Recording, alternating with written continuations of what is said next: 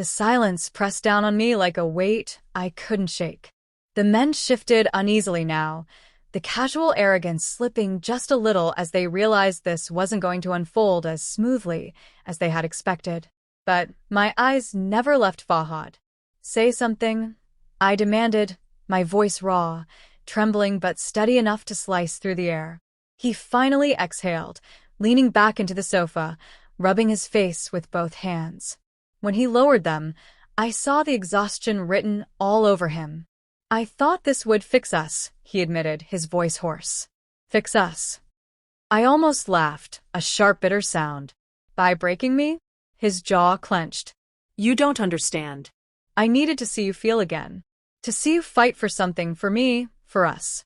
For too long, you've been like a ghost in this house, moving through the motions, not living. And I didn't know how else to wake you up." Tears blurred my vision, anger and heartbreak colliding until I could hardly breathe. "So, you brought strangers into our home? You wanted to see if I'd scream, if I'd resist, if I'd beg? Do you even hear how twisted that sounds?" The taller man cleared his throat, breaking the intensity. "Look, maybe this isn't the right night. You two clearly have stuff to work out." He gestured to his companion, who nodded, less confident than before. For the first time since they'd walked in, I saw doubt flicker across their faces. But Fahad shook his head, his hands tightening into fists. No. Stay. His eyes locked on me again, burning with a strange desperation. "I need her to face this. I need to face it too." I stood then, my legs shaky, but my will unyielding. No. "They're leaving. Right now." The men exchanged glances, uncertain. One of them smirked again, but the tension had drained the bravado from his expression. "If she wants us gone, maybe it's better we go." For a moment, I thought Fahad would stop them. His chest rose and fell sharply, his lips pressed into a thin line. But in the end, he didn't move.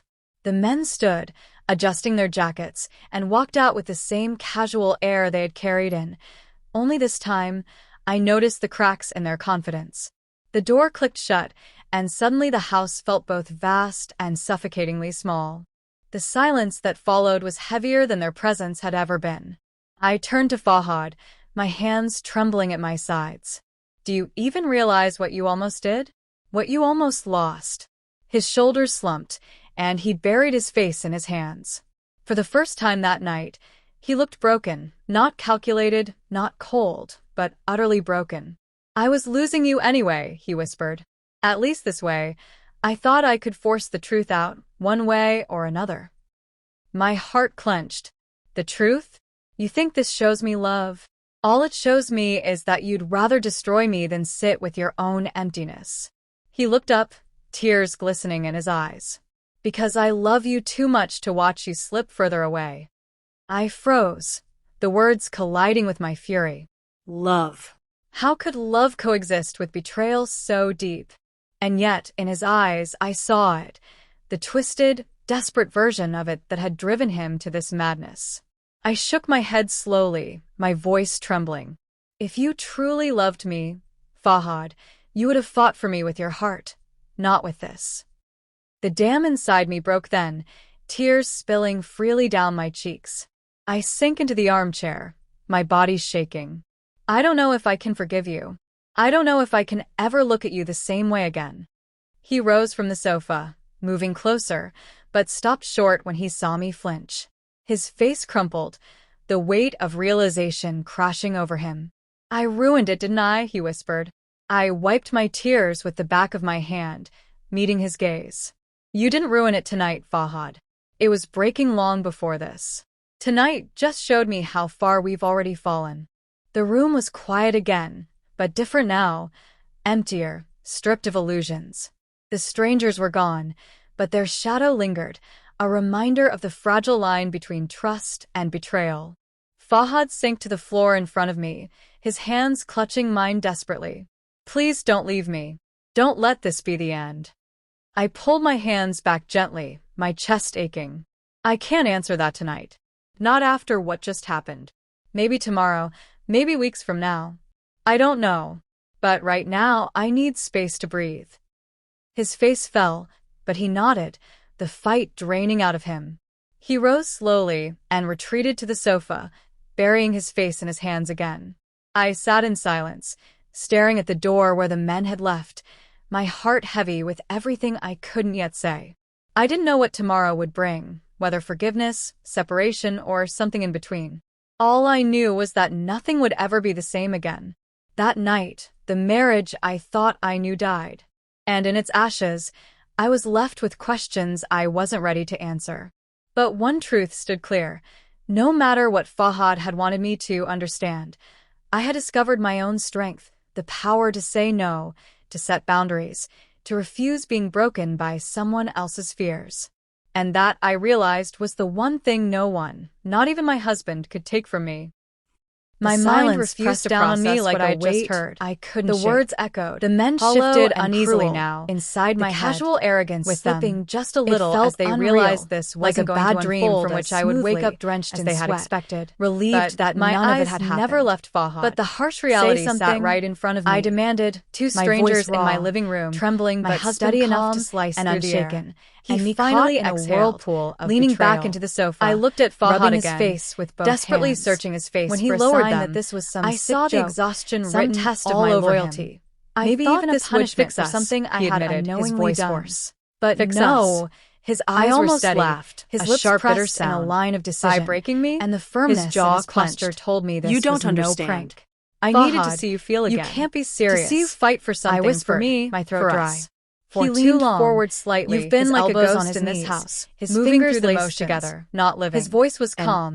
Too calm. I didn't know how else to wake you up. As though he had rehearsed this moment blurred my vision. I've thought about this for a long time. Colliding until you don't understand it now, but you will. So my hands brought strangers into our breath home? Shallow. You wanted to see if I'd scream. What was I supposed to understand? If I'd beg? That the man I married, hear how twisted the one who promised to protect me, the taller man, was giving me away like I was breaking nothing more than property. Look, the shorter maybe of the two men chuckled under his breath. You two clearly have stuff to work out. She's not taking it well, he muttered. He gestured to his exchanging a glance with his companion. Less confident anger flared inside me. For the first time since they'd walked in, as if I'm not here, I saw doubt flicker across their faces. My voice cracking with both rage shook his head. Fear. His hands taller one raised his eyebrows, leaning back casually. His eyes locked on me again. Burning before with a strange I could hurl another protest. I need her to face this. Cut sharply I need to face it too. Enough. I stood then, his eyes locked shaky, on me, but my will unyielding, strangely pleading. No. I told you. Leaving. I need you right to trust me. The men exchanged glances. Tears stung the corners of my eyes. One of them smirked again. Trust? But the tension had drained the bravado after what he'd said in motion. If she wants my head, maybe it's better we go.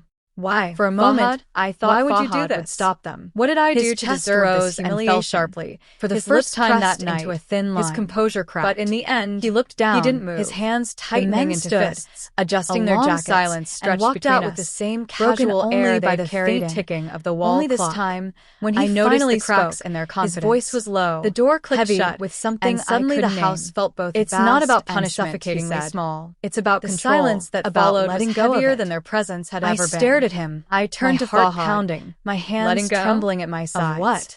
His eyes even realized what you almost did? Glassy. What you almost with a conflict I couldn't his shoulders fully read. And he buried his face in his hands. Of the walls for the first time that around night, this marriage. He looked broken. My not chest calculated. This isn't cold, breaking walls, but utterly broken. This is tearing us apart. I was losing you anyway. The strangers sat quietly this way, watching. I thought I could force the truth in the theater one way for the climax. They weren't in a rush. Clenched. They knew time was on their side. You think this shows that realization me chilled me. All it shows me had been is here that before, you'd rather destroy me than sit with your other women whose husbands made similar choices. Tears glistening in his eyes. Fahad's gaze didn't waver. Because I love you too much to watch you slip further away. The way you avoid me at night. The way you've grown colder with each passing year. Love. You don't say it, how could love coexist with betrayal? You've locked yourself away, and yet I don't know how to reach you anymore. I saw it. His words pierced, desperate version of it that had driven him to this madness. But no words came. I shook my head slowly because my part of what he said was true. If you our marriage had grown distant, Fahad, routines you would have fought for me with your heart, silence not replacing laughter. The dam inside me broke then, to invite strangers freely down my cheeks, into my body. I sink into the armchair, my body shaking, and I don't know if I can forgive you. My I don't head know if I spinning. can ever look If you at you felt the same that way again. Why didn't you talk to He me? rose from the sofa. Why didn't you tell me moving you closer, were hurting instead but of stopped this? short when he saw me His flinch. expression softened His for face a fleeting crumpled. second. The weight Because of realization talking never crashing changes over anything. him. I You ruined listened, it, didn't you? nod, He whispered. and then you go back I to being wiped the my same. tears with the I back wanted of my something hand, that would shake us meeting both. his gaze. Something that You would didn't force ruin it us to tonight, face the Fahad. truth. It was breaking The long taller before man this. leaned forward. Tonight, resting just his showed me elbows how on far his knees we've already again. fallen. She doesn't The get room it, was man. quiet again. Maybe it's better but different if now. we show her. Emptier, My stripped blood of illusions. turned to ice. The Don't strangers you dare were gone, touch me. but their I shadow hissed, lingered. my A voice reminder rising of in the fragile desperation. line between But trust Fahad and didn't betrayal. flinch. He didn't Fahad stop sank them. to the floor in He front just of me, sat there, his hands eyes clutching locked on mine desperately, as though waiting Please to see don't what leave choice me. I would make. Don't let this My be the chest end. heaved, my I palms pulled my sweaty. hands back I was gently, trapped, my chest physically aching. by their presence. I can't answer emotionally that tonight. by my Not husband's after betrayal. what just happened. And yet, Maybe tomorrow, amidst the maybe panic, weeks from now, a strange I clarity don't know, began to but emerge. right now, I This need wasn't space just to about breathe. lust, about His strangers, face fell, about some but he twisted nodded. fantasy. The fight This was about draining out of Fahad's him. need to test He me, rose slowly to push me, and retreated to see the how sofa, far I would go before burying I his broke. face in his hands I again. swallowed hard. I sat in summoning silence, the last staring thread at the of door courage where the men inside had me. left. If you let My them heart touch me, heavy with everything Fahad, I you will couldn't never yet see say. me the same I way didn't know what again. tomorrow would And bring. I will never whether forgive you. forgiveness, The separation, words or hung heavy heavy in in the between. room. For For a a moment moment knew was no that one moved. nothing would ever be The the men same leaned again. back, That night, sensing the tension marriage that now I cut thought I like knew a blade. died. And And my my husband, husband, for the I was first left time with that questions night, I looked wasn't ready uncertain. to answer. His lips But parted, one truth stood as though he clear. wanted to speak. No matter but what no Fahad words had wanted came. me to His understand. eyes glistened. I had discovered A flicker my own of strength, conflict the breaking power through the to say cold no, mask he had to worn set since the boundaries, moment they walked to in. refuse being The broken silence by was someone deafening. else's fears. A war raging and between that I us realized in the was the one unspoken thing space. no one, And not in even that my husband, silence, could I take from realized me. something. This wasn't just about what he wanted. It was about what I was willing to allow, what boundaries I refused to let anyone, even the man I married, cross. The clock ticked louder in my ears. The men waited. My husband trembled on the edge of decision.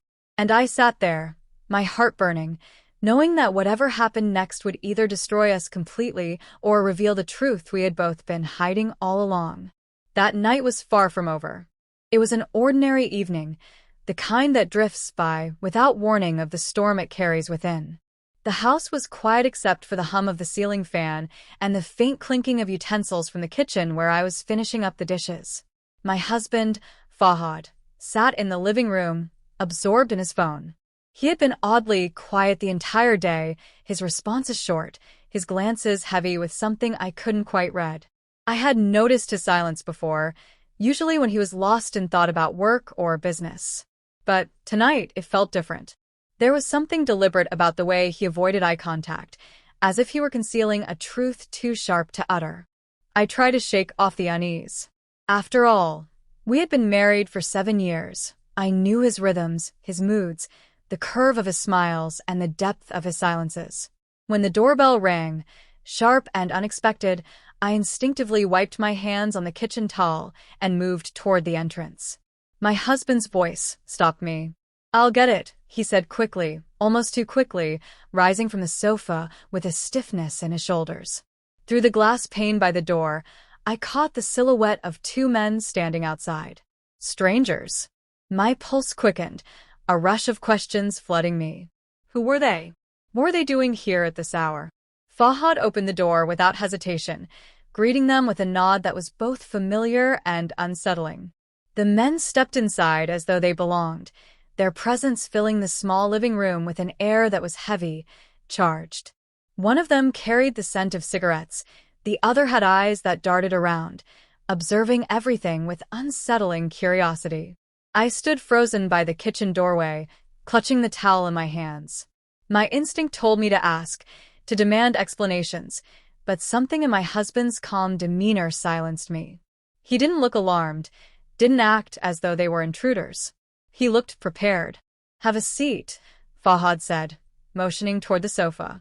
His voice was even, measured, but beneath it I heard the thrum of nerves. The men sat down, their bodies relaxed but their eyes alert. One of them, tall and broad-shouldered, glanced in my direction and then back at Fahad, as though waiting for a signal. My skin prickled. I took a step forward. "Fahad, who are they?" I asked, my voice thinner than I intended. He finally looked at me, and the weight of his gaze landed like a stone in my chest. There was no warmth in it, only a strange mixture of resignation and defiance. "They're here because I asked them to be," he said quietly. The words splintered through me. Invited? By him? My mind scrambled for answers. Why would my husband invite two strangers into our home without telling me? What possible reason could there be?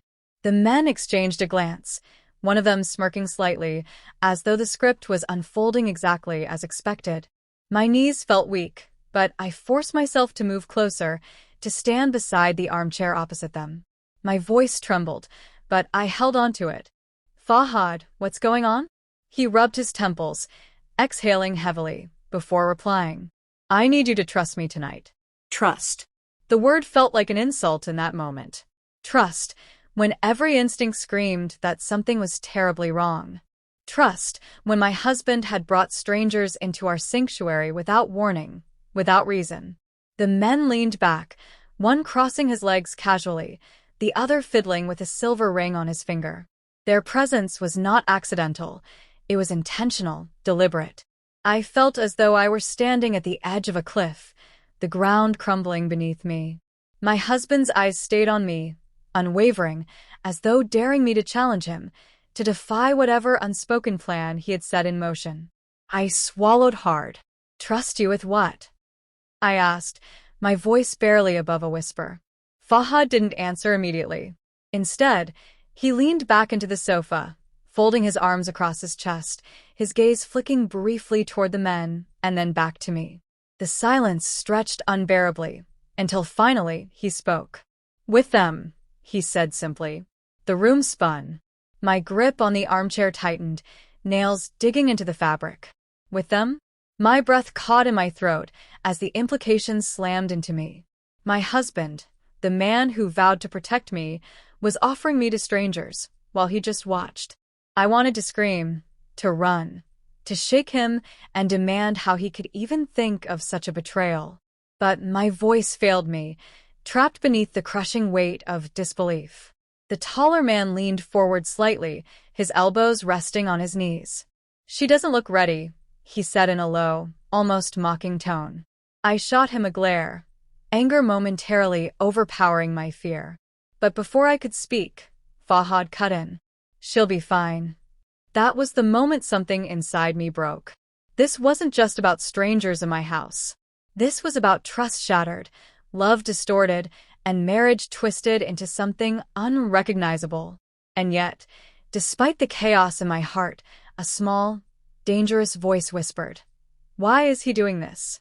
What is he trying to prove?" The men waited, patient, confident. My husband remained seated, watching, his expression unreadable.